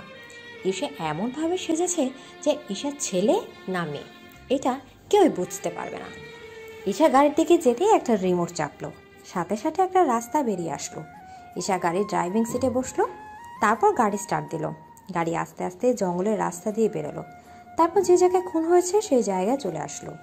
সেখানে অনেক মানুষজন, রিপোর্টার্স, পুলিশ, সিআইডি অফিসার্স। ঈশার গাড়ি পার্ক করতে পুলিশরা এগিয়ে গেল। ঈশা ক্যাব ঠিক করে গাড়ি থেকে নামলো। সকল মিলিয়ন লোক আর মানুষজনের ফোকাস এখন ঈশার দিকে। ঈশার সম্পর্কে এখনও কেউ জানে না, আর বুঝতেও পারছে না ঈশার ছেলে নাকি মেয়ে। ঈশা সবাইকে ইগনোর করে লাশটার দিকে গেল। লাশটার কাছে যেয়ে তদন্ত করতে লাগলো কি হয়েছে। সত্যি তো এটাই ঈশা কাল রাতেই যা করার করেছে। এখন শুধু লোক দেখানো যেন কেউ বুঝতে না পারে ঈশা এর আগেও এখানে এসেছে। একজন বলে উঠল, এখানে সব কিছু ভালোভাবেই চেক করা হয়েছে। ওনার হাত বরাবর গুলি লেগেছে, আর ওনার পরিচয়পত্র ওনার পকেট থেকে পেয়েছি। বলেই ইহিয়াত আইডি কার্ডটি ঈশাকে দিল। ঈশা কোনো কথা না বলে কার্ডটি হাতে নিল এবং নাম ঠিকানা দেখতে পেল। লোকটির নাম মিজান, বয়স 53, আর সাথে ঠিকানাও দেখে নিল। ঈশা ইহিয়াতকে কার্ড দিয়ে দিল এবং বলল, লোকটির ফোন থেকে তার রিলেটিভ বা পরিবারকে এক্ষুনি আসতে বলুন। এদিকে বলেই ঈশা অন্যদিকে চলে গেল ক্লু খুঁজতে। ইহাত কণ্ঠ শুনে বুঝতে পারলো ঈশা মেয়ে, কিন্তু সেটা প্রকাশ করলো না, কারণ তাদের মেয়ের অফিসারই তাদের আদেশ দিয়েছে যেন ঈশার ব্যাপারে যাই জানুক না কেন যাতে প্রকাশ না করে। ঈশা খুঁজতে খুঁজতে রক্তে পেল, তবে সেইটা অনেকটা শুকিয়ে আছে। সেটা দেখতে আরেকজন অফিসারকে ডাকলো এবং বলল এই রক্তটা আর মিস্টার মিজানের রক্তটা মিলিয়ে দেখতে। রক্তটা এবং মিস্টার মিজানের লাশটা একজন অফিসার নিয়ে গেল। এদিকে রিয়ান অফিসে যাওয়ার আগে ঈশার রেস্টুরেন্টে গেল ঈশার সাথে দেখা করার জন্য। সেখানে রিয়ানকে দেখে রাতিকো অবাক। রিয়ান অনেক খুঁজে ঈশাকে পেল না, তাই রাতিকোকে জিজ্ঞেস করলো, এই যে মিস ঈশা কোথায়? জি স্যার। ঈশা কোথায়? ও ঈশা তো আসেনি। আসেনি মানে কেন? অসুস্থ তাই আসেনি। কি হয়েছে আমার ঈশার? জ্বর ঠান্ডা মনে হয়। ও মাই গড। বলেই রিয়ান বেরিয়ে গেল আর সোজা ঈশার বাসায় গিয়ে গাড়ি থামলো। রিয়ান বারবার বেল বাজাচ্ছে, কিন্তু ঈশার কোনো খবর নেই। এতে রিয়ান আরও চিন্তিত হয়ে পড়েছে। তারপর আর অপেক্ষা করতে না পেরে শেষে রিয়ান তার বডিগার্ডদের দরজা ভাঙতে বলল। এদিকে রিয়ান দরজা ভেঙে ভেতরে ঢুকে দেখে ঈশা বেঘোর ঘুমাচ্ছে। ঈশার ঘুমন্ত মায়াবী চেহারা দেখে রিয়ানের কেমন যেন নেশা ধরে যাচ্ছে। রিয়ান তার বডিগার্ডদের বেরিয়ে যেতে বলল, তারাও বেরিয়ে যায়। আর রিয়ান আস্তে আস্তেই ঈশার দিকে এগোচ্ছে। ঈশাকে রিয়ান যতই দেখছে ততই পাগল হচ্ছে। রিয়ান ঈশার পাশে বসে এক ধ্যানে ঈশার দিকে তাকিয়ে আছে। মনে হচ্ছে যেন রিয়ান সারা জীবন কাটিয়ে ফেলতে পারবে ঈশার এই ঘুমন্ত চেহারাটা দেখে। রিয়ান আস্তে আস্তে একটা ভালোবাসার পরশ এঁকে দিল ঈশার কপালে। এতে ঈশা কিছু না নড়ে চড়ে উঠল। আস্তে আস্তে চোখ খুলে দেখলো রিয়ান তার পাশে বসে আছে। রিয়ানকে দেখে ঈশা লাফ দিয়ে উঠল। ঈশার এমন লাফ দেওয়া দেখে রিয়ান ভয়ও পেয়েছে, আবার বড়ও হয়েছে। উনি এখানে কি করছেন? আর আমি বা আমার বাড়িতে কি করে? আমি না খুনের ওখানে ছিলাম? হে আল্লাহ, উনি কি তাহলে আমাকে এখানে এনেছেন? জেনে গেছে নাকি আমার আসল পরিচয়? উফ থুর, কি যে হচ্ছে আমার সাথে। কি হলো এইভাবে লাফিয়ে উঠলে যে? আপনি এখানে কি করছেন? আমার বাড়ির ঠিকানা কোথায় পেলেন? আহা, এত উত্তেজিত হওয়ার কোনো প্রয়োজন নেই, তুমি শুয়ে পড়ো। আস্তে আস্তে সব বলছি, এখন তুমি অসুস্থ। ঈশা নিজের হাত কপালে দিয়ে দেখলো সত্যি সত্যি জ্বর। এ মা, আমার জ্বর আসলো কি করে? সকালে তো জ্বর ছিল না, আর এখন এত মাত্রায় জ্বর, বাট কি করে? মনে মনে হাত দিয়ে বুঝলে তো জ্বর আছে। হ্যাঁ। এখন লক্ষ্মীবের মতো শুয়ে পড়ো। ডাক্তারকে ফোন করে জানিয়ে দিয়েছি, উনি কিছুক্ষণের মধ্যেই চলে আসবেন। কি দরকার এত উতলা হওয়ার, তাও আমার মতো সাধারণ মেয়ের জন্য? রিয়ান রেগে ঈশা একদম কাছে চলে যায়। এতে ঈশা অনেকটা ভয় পেয়ে যায় আর কাঁপা কাঁপা গলায় বলে, কি করছেনটা কি? সরুন বলছি। আমার সবটা জুড়েই শুধু তুমি। তুমি আমার হৃদয়ের প্রতি কোনায় কোনায় আছো। জানো, তোমাকে ভাবতে ভাবতে কত নির্ঘুম রাত পার করেছি। তোমাকে ছাড়া এই রিয়ান হাসমৃত, বুঝলে? খুব ভালোবাসি যে তোমায়, তাই তো তোমায় যত্ন করতে তোমায় সারাদিন ভাবতে বলি না। আর আমি সবসময়ই এই তোর মাঝে থাকতে চাই। এদিকে রিয়ানের কথা শুনে ঈশা পুরোই স্তব্ধ। এত বড় একজন বিজনেসম্যান মডেল কিনা শুধু তার জন্য এত পাগল? এতেই বোঝা যায় রিয়ান তাকে কতটা ভালোবাসে।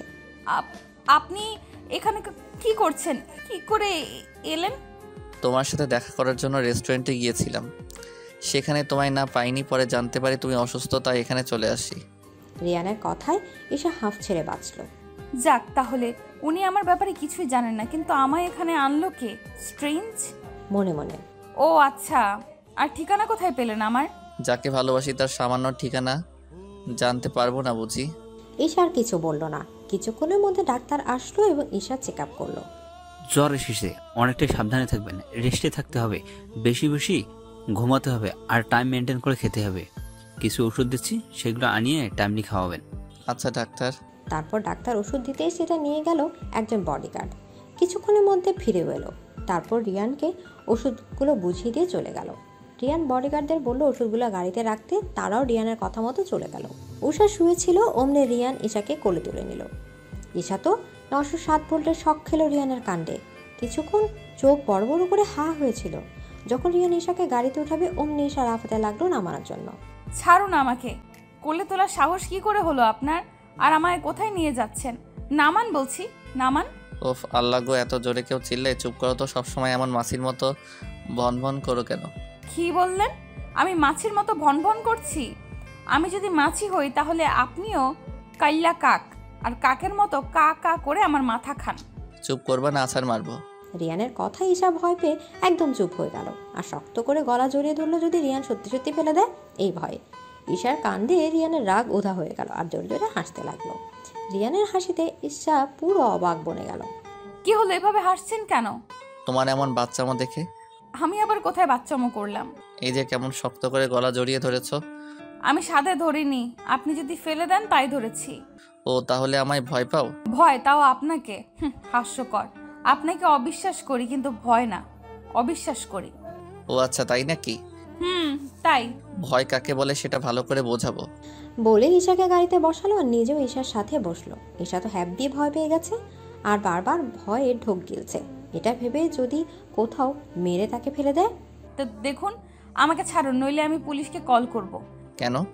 এই যে আমাকে আপনি মেরে ফেলে দিয়ে আসবেন তাই। এদিকে ঈশার কথায় রিয়ান তো হু হু করে হাসতে লাগলো। কি হলো, আমি কি হাসির কথা বলেছি? এত হাসছেন কেন? বেচারা রিয়ান হাসির জন্যই কোথায় বলতে পারছে না এমন অবস্থা। এতে ঈশা আরো রেগে যায়। কি হলো বলবেন না? আমি চেঁচাবো? পাগল নাকি? আমি তোমায় কেন মারতে যাব? আমি তো তোমায় আমার বাসায় নিয়ে যাচ্ছি। মানে কি? আপনার বাসায় কেন নিয়ে যাবেন? তোমার কি মনে হয় এই অসুস্থ অবস্থায় তোমায় একা ছেড়ে যাব আমি? সেটা কখনোই হবে না। আমার বাসায় আমার আপু আছে, সাথে অনেক সার্ভেন্টরাও, তাই তোমার কোনো সমস্যা হবে না। বাট আমার এসবের প্রয়োজন নেই, আমি একাই থাকতে পারি, আমার অভ্যাস আছে। আমি থাকতে তোমার আর অভ্যাসের প্রয়োজন নেই, সো চুপ থাকো, নইলে আমি কিন্তু সত্যি সত্যি জঙ্গলে ফেলে দিয়ে আসবো তোমায়। ঈশা ভয়ে চুপসে গেল। তারপর রিয়ান ঈশাকে নিজের বাসায় নিয়ে গেল। বেল বাজাতে রাইনা দরজা খুলে দিল আর রিয়ানের কোলে এভাবে একটা মেয়েকে দেখে রাইনা অবাক। ভাই, এই মেয়েটি কে? আর কেনই বা তুই ওকে কোলে নিলি? ঈশার তো মন চাচ্ছে লজ্জায় মাটিতে মিশে যেতে। কত মানুষ তাকে রিয়ানের কোলে দেখছে। ও ঈশা, এখন ভেতরে তো ঢুকতে দে নাকি? এখানে স্ট্যাচুর মতো দাঁড়িয়ে থাকবো? না না, ভেতরে আয়। তারপর রিয়ান ঈশাকে নিয়ে ভেতরে ঢুকলো। এদিকে ঈশাকে সোফায় বসিয়ে রিয়ান উপরে চলে গেল ফ্রেশ হতে। কি হয়েছে তোমার ঈশা? এদিকে রাইনার এত কেয়ার দেখে ঈশা অবাক। এটা ভেবে যে তাকে রাইনা কি করে চিনল। ঈশার এমন অবাক হওয়া দেখে রাইনা মুচকি হেসে বলল, তোমার কথা আগে রিয়ান বলেছে, কিন্তু তোমায় দেখায়নি, তাই তখন চিনতে পারিনি। এদিকে ঈশার হঠাৎ কেন যেন লজ্জা লজ্জা লাগছে। তারপর লজ্জা মাখা ফেস নিয়ে বলল, ও হয়েছে, আর লজ্জা পেতে হবে না। এর মধ্যে রিয়ান চলে আসলো আর ঈশাকে আবার কোলে তুলে নিল। এতে ঈশা আরো অনেকটা লজ্জা পায় আর ফিসফিস করে বলে, এই কি করছেন কি? নামান আমাকে, আপু আছে তো। এদিকে রিয়ান চোখ গরম করে ঈশার দিকে তাকালো। এতে ঈশা আবার চুপ হয়ে যায়। বাবা, বউয়ের প্রতি এত কেয়ারিং। তা তো অবশ্যই, তোর কি? আমার কিছুই না বলে রাইনা কিচেনে চলে গেল আর রিয়ান ঈশাকে উপরে নিজের রুমে নিয়ে গেল। ঈশার কেন জানি না রিয়ানকে আজ খুব ভালো লাগছে। আচ্ছা, আজ ওনাকে এতটা কেন ভালো লাগছে? আমি কি তাহলে ওনার প্রেমে পড়লাম? এটা ভেবেই ঈশা মুচকি হাসলো। রিয়ান ঈশার দিকে তাকিয়ে দেখে ঈশা হাসছে, কিন্তু রিয়ান ঈশার হাসির কারণ খুঁজে পেল না। কি হলো, এইভাবে হাসছো কেন? না কিছু না। ও তুমি বসো, আমি তোমার জন্য খাবার নিয়ে আসছি। আচ্ছা। তারপর রিয়ান চলে গেল আর ঈশা নিজের ফোন নিয়ে একজন অফিসারকে কল দিল। ইয়েস ম্যাম, আপনি কি এখন সুস্থ? হ্যাঁ, এখন একটা কথা বলুন, আমি বাসায় পৌঁছলাম কি করে? আসলে ম্যাম, আপনি তদন্ত করতেই হঠাৎ সিনক্লেস হয়ে যান, তাই আমরা ধরাধরি করে আপনাকে আপনার বাসায় পৌঁছে দিয়ে আসি। ও আচ্ছা, তা কাজ কত দূর? হ্যাঁ ম্যাম, মোটামুটি ভালোই। আর জানা গেছে ভদ্রলোকটি গুলিতেই মারা যায়। সেটা আমিও জানি। অন্য নিউজ বলুন। এই রক্তের ডিএনএ আর মিস্টার মিজানের ডিএনএ কি ম্যাচ করেছে? নো ম্যাম, সেই রক্তটি অন্য কারো, হয়তো খনি। তবে হ্যাঁ, জানা গেছে মিস্টার মিজান মারা যাওয়ার পূর্বে খনিটার সাথে যথাযথ করেছে নিজেকে বাঁচানোর জন্য। ও আচ্ছা, আমি সুস্থ হলে আসার চেষ্টা করব। Okay ma'am. আচ্ছা, এখন রাখছি। এদিকে ঈশা ফোন রাখতেই দেখলো রিয়ান ঈশার দিকে খাবার নিয়ে তাকিয়ে আছে। ঈশা ভেতরে ভেতরে ভয়ে শেষ। এটা ভেবে যে রিয়ান কিছু শুনে ফেলেনি তো। কার সাথে কথা বলছিলে? ও, রাতিকও ফোন করেছিল, তার সাথেই কথা বলছিলাম। ও। রিয়ানের কেন যেন মনে হচ্ছে ঈশা তার থেকে কিছু একটা লুকোচ্ছে, কিন্তু কি সেটা সে বুঝতে পারছে না। ওকে এখন খেয়ে নাও তো। আচ্ছা দিন। ঈশা নিজের হাতে খেতে চাইলে রিয়ান কেড়ে নিয়ে বলে, না আমি খাইয়ে দিব, সো চুপচাপ থাকো। কিন্তু আবার ঈশার কিছু বলল না। রিয়ান নিজের হাতে খুব যত্নে ঈশাকে খাইয়ে দিল। আচ্ছা, আপনার বাবা বা মাকে যে দেখছি না? আমার মা নেই আর বাবা। ও ক্ষমা করবেন, কিন্তু আপনার বাবা? উনি অন্য দেশে থাকেন আর তার সেকেন্ড ওয়াইফকে নিয়ে। সরি, আপনাকে এভাবে জিজ্ঞেস করা উচিত হয়নি। 2 দিন পর তো এমনি আমার বউ হবা, এতে প্রশ্ন করতেই পারো। এদিকে রিয়ানের কথায় ঈশার কিছুই বলল না, চুপচাপ মাথা নিচু করে রইল। এতে রিয়ান মুচকি হাসলো। এভাবেই চলতে থাকে। ঈশা কয়েকদিনে রিয়ানের মতো এত কেয়ারকে ভালোবেসে ফেলেছে যা প্রকাশই করেনি। ঈশা ফোনে তার টিমকে এটা ওটা করতে বলে, কারণ সে রিয়ানের বাসা থেকে কোনো মতেই বের হতে পারবে না। প্রতি জায়গায় সিকিউরিটি আর বডিগার্ড। এমনিতেও ঈশা তার ড্রেসটাও আনেনি যা পরে বের হতে পারবে। হ্যাঁ, ঈশা আন্ডারগ্রাউন্ড এজেন্টস পুলিশের আর সিআইডি অফিসারদের লিডার। ঈশার উপরও একজন বস আছে, তবে তার থেকেও বেশি প্রয়োজন ঈশাকে। ঈশা শুধু একটা কথাই মন দিয়ে ভাবে, মিস্টার মিজানকে যখন ঈশা জিজ্ঞেস করেছিল যে কে তাকে গুলি করেছে, তখন মিস্টার মিজান তাকে বলেছিল যে মম। এই মমটা কে সেটাই বোঝার চেষ্টা করছে। কিছুক্ষণ ভেবেই তাড়াতাড়ি উঠে পড়ল। না, এখানে আর চুপ করে বসে থাকা যায় না, আমাকে এখন যেতেই হবে, যে করেই হোক।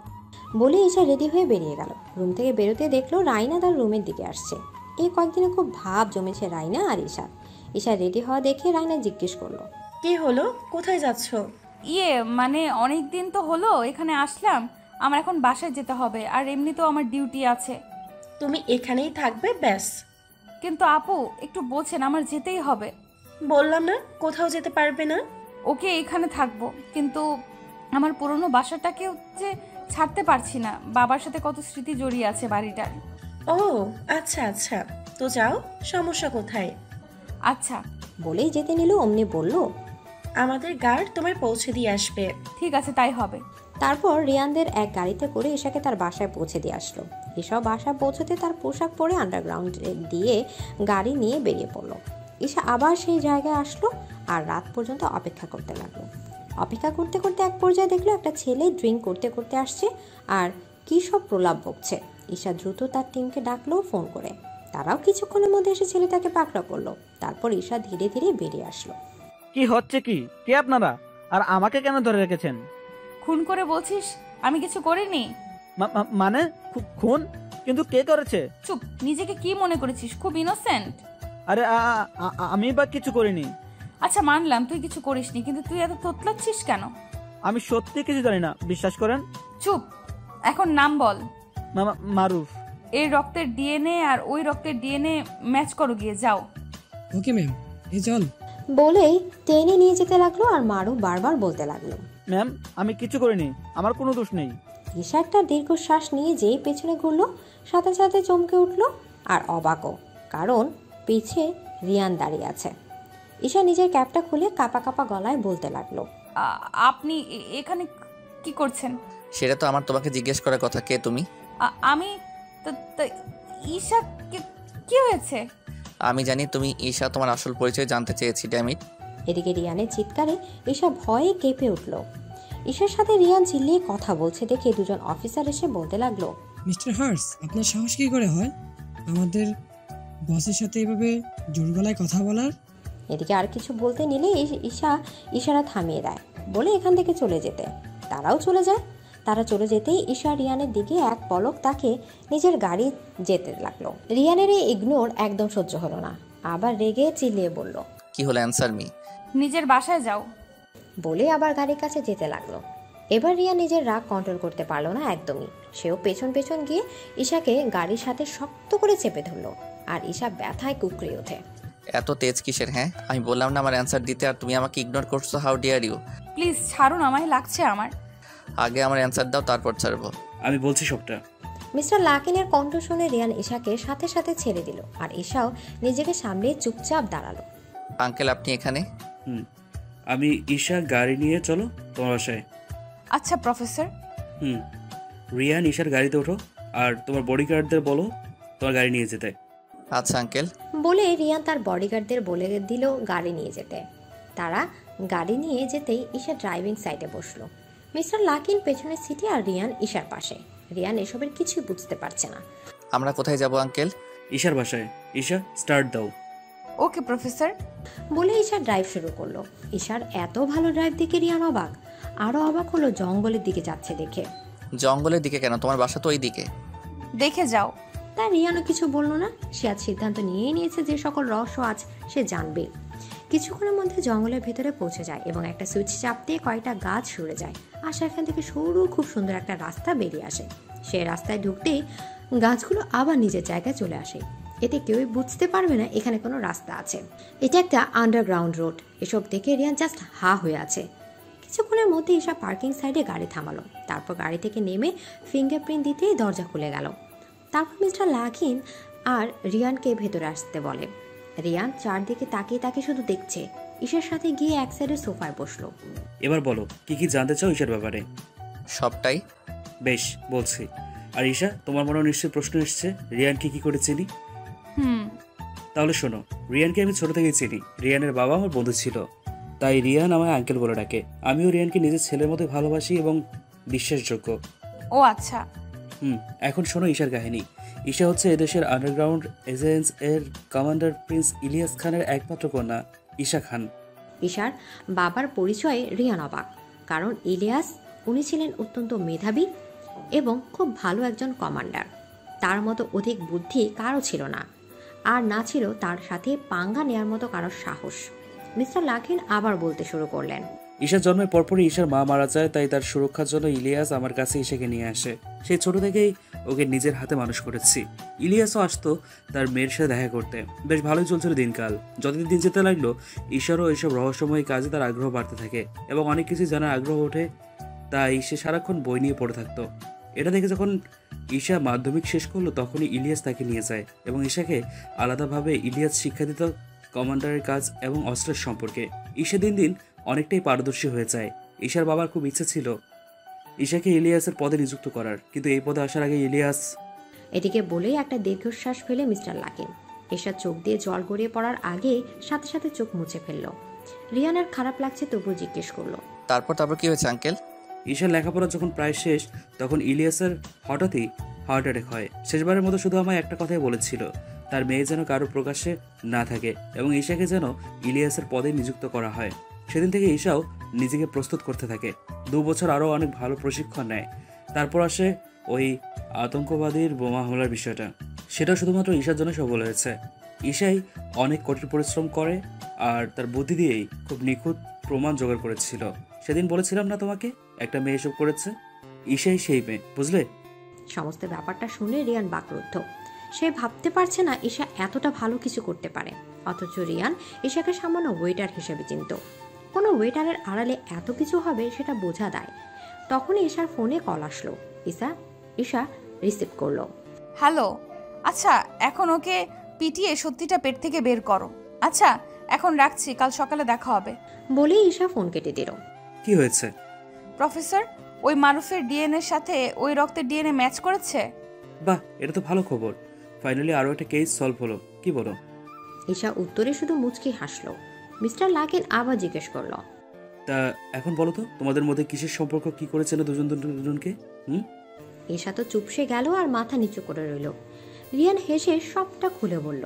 সব শুনে মিস্টার লাকিন বলে ওঠে, বিয়ে করবা ঠিক আছে, তবে এখনই। মিস্টার লাকিন এর কথায় ঈশা আর রিয়ান হতবাক। কি বলতে চাইছে মিস্টার লাকিন? মানে? তোমার জীবন বিপদে আছে ঈশা। তোমার আর রিয়ানের বিয়ে পাবলিকের সামনে হওয়াটা খুবই সমস্যার, তাই বলছি আমার কথা শোনো। কিন্তু ঈশা পাবলিকের সামনে গেলে কি সমস্যা হবে আঙ্কেল? কারণ ইলিয়াসের ইচ্ছে তার মেয়েকে যেন প্রকাশ্যে বিয়ে দেয়া না হয়। ও, তাহলে তো এখনই হওয়া উচিত। ঈশা, তুমি রাজি? ঈশা একবার মিস্টার লাকিনের দিকে তাকালো। সে ইশারা করলো রিল্যাক্স। বাবার মৃত্যুর পর প্রফেসরকেই নিজের বাবা বলে মেনেছি। আর কি? আপনাকেও নিজের অজান্তে ভালোবেসে ফেলেছি, তাই আপনাকে বিয়ে করতে রাজি। ঈশার কথায় রিয়ান হাসলো, কিন্তু ভেতরে ভেতরে সে অনেকটাই খুশি এটা ভেবে যে ঈশা তাকে ভালোবাসে। রিয়ানের ইচ্ছা করছে ঈশাকে শক্ত করে জড়িয়ে ধরতে। I love you Isha, I love you so much. তোমায় ছাড়া এই রিয়ান যে মূল্যহীন।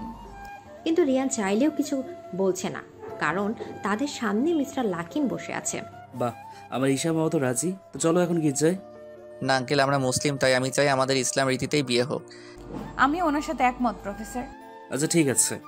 এত রাতে কোথাও এদেশে কাজই পাওয়া যাবে বলে তো মনে হয় না। ওই ব্যবস্থা আমি করতে পারবো, তুমি শুধু তোমার বডিগার্ডদের নিয়ে যা করার করো। আচ্ছা আঙ্কেল।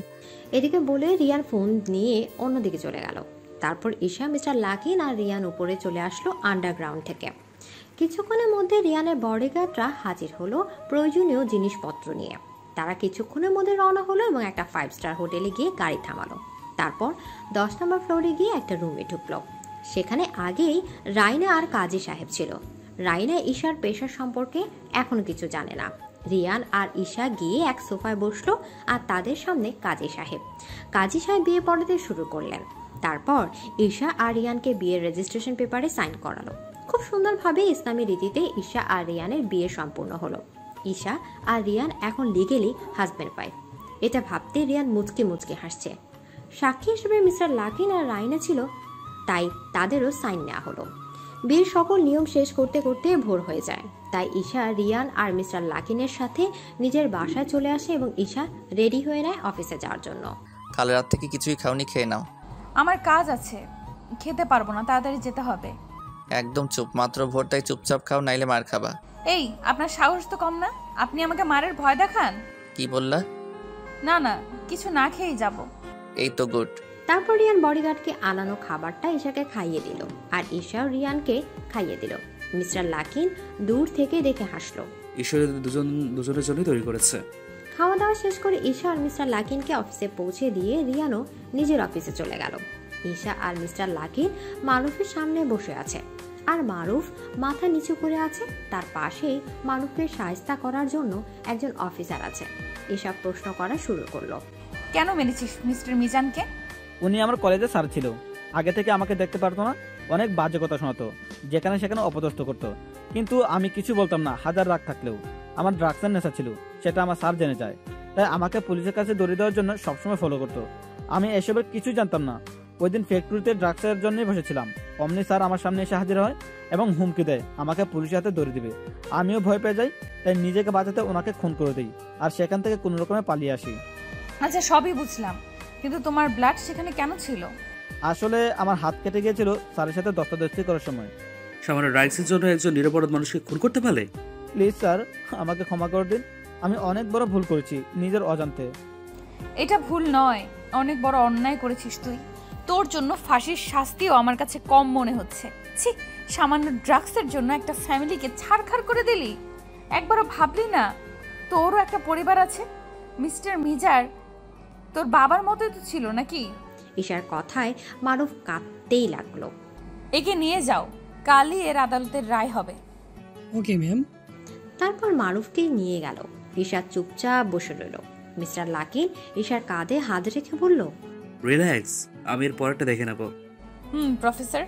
আচ্ছা, একটা কথা বলো তো, তুমি জানলে কি করে যে এই মারুফি খুন করেছে? মিস্টার লাকিন প্রশ্নে ঈশা মুচকি হাসলো। মিস্টার লাকিন আবার ভ্রু কুচকে বলল, কি হলো বলো। মিস্টার মিজানকে যখন আহত অবস্থায় পাই তখন তাকে জিজ্ঞেস করেছিলাম কে তাকে গুলি করেছে। সে উত্তরে শুধু মা বলে মারা যায়। আমি সেদিন থেকেই ভাবতে থাকি উনি কার কথা বলতে চেয়েছিল। পরের দিন যখন ওনার খুনের তদন্ত করতে থাকি তখন রক্ত আর কিছু ড্রাগস পাই, সেগুলোকে ফরেন্সিকে পাঠিয়ে দেই, কিন্তু এগুলো কোনোটাই মিস্টার মিজানের ডিএনএ ম্যাচ করেনি, আর ড্রাগসও মিস্টার মিজানের ব্লাডে পাওয়া যায়নি। সন্দেহ আরও বাড়ে।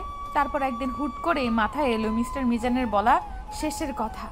তাই ওনার যত রিলেটিভস, ফ্যামিলি, স্টুডেন্ট আর টিচার্স, বন্ধু বান্ধব সবার নামে খোঁজ নিলাম কার নামের মধ্যে এম আছে প্রথমে।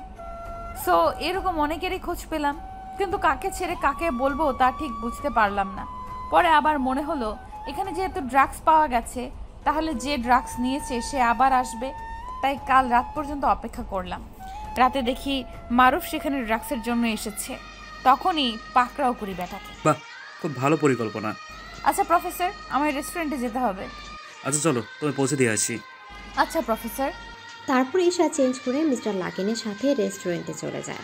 গাড়ি থেকে নেমে ম্যামের সাথে দেখা করে কাজে লেগে পড়ে। রাতিকু ঈশাকে দেখে অনেক খুশি হয়েছে।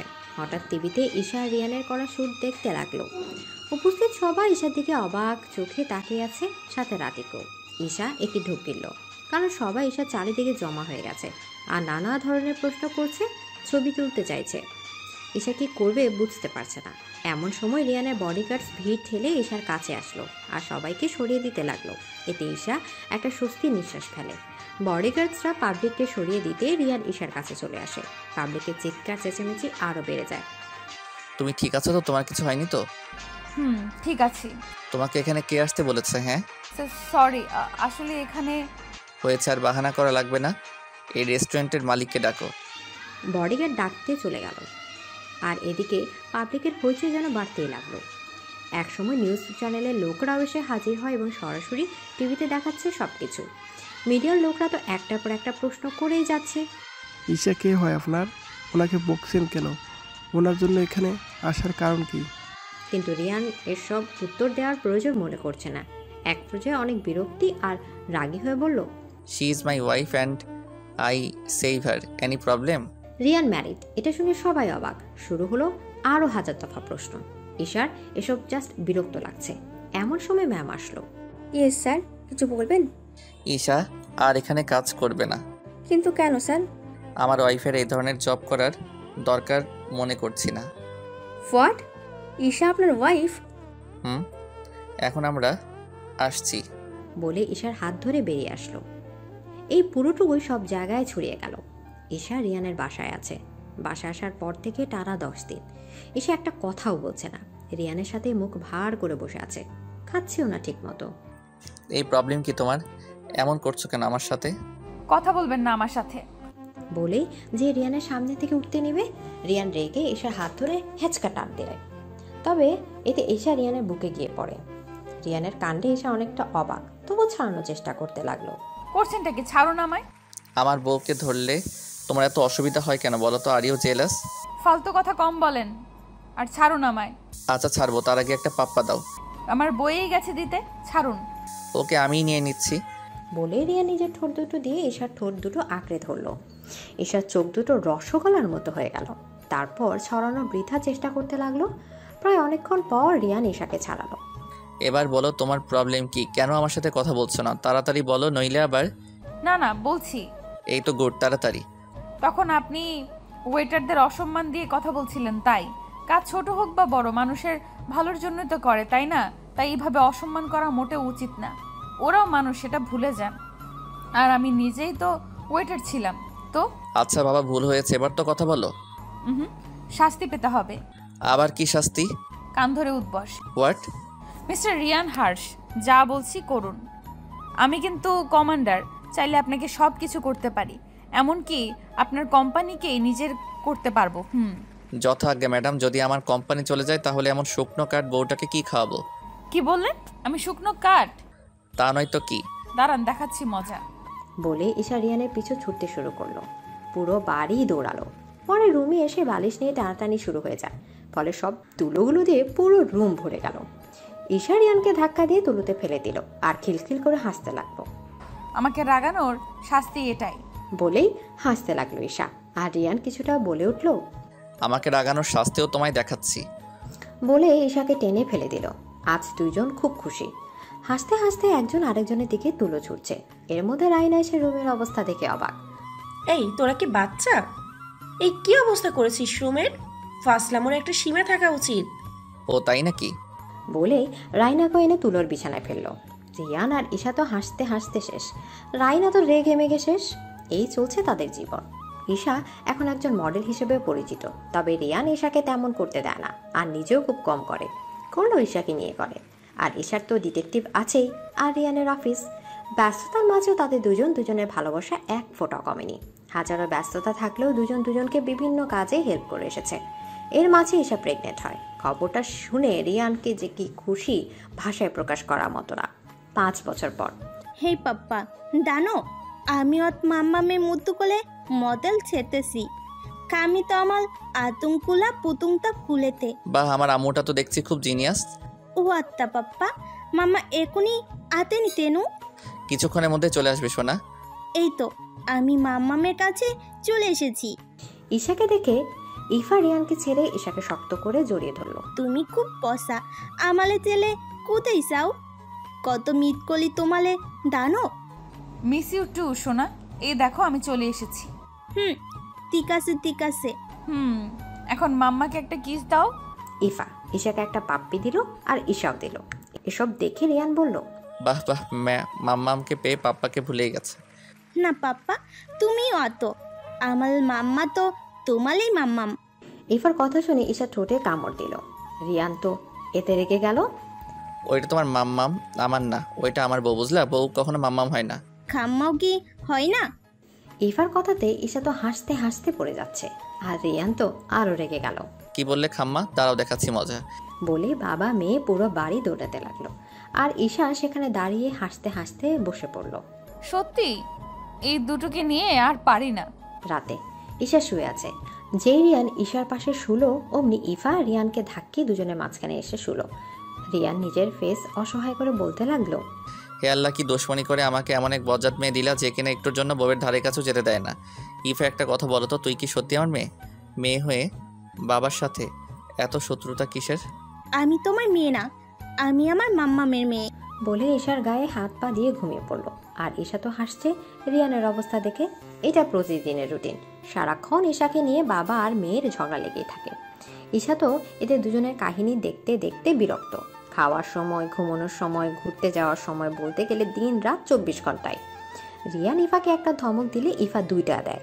তবে যতই ঝগড়া হোক দুজন আবার মিলেও যায়। বেঁচে থাকুক এমন খুনসুটি ভালোবাসা। আর ভালোবাসার পরিবারগুলো এরকমই দুষ্টু মিষ্টির মতোই হোক।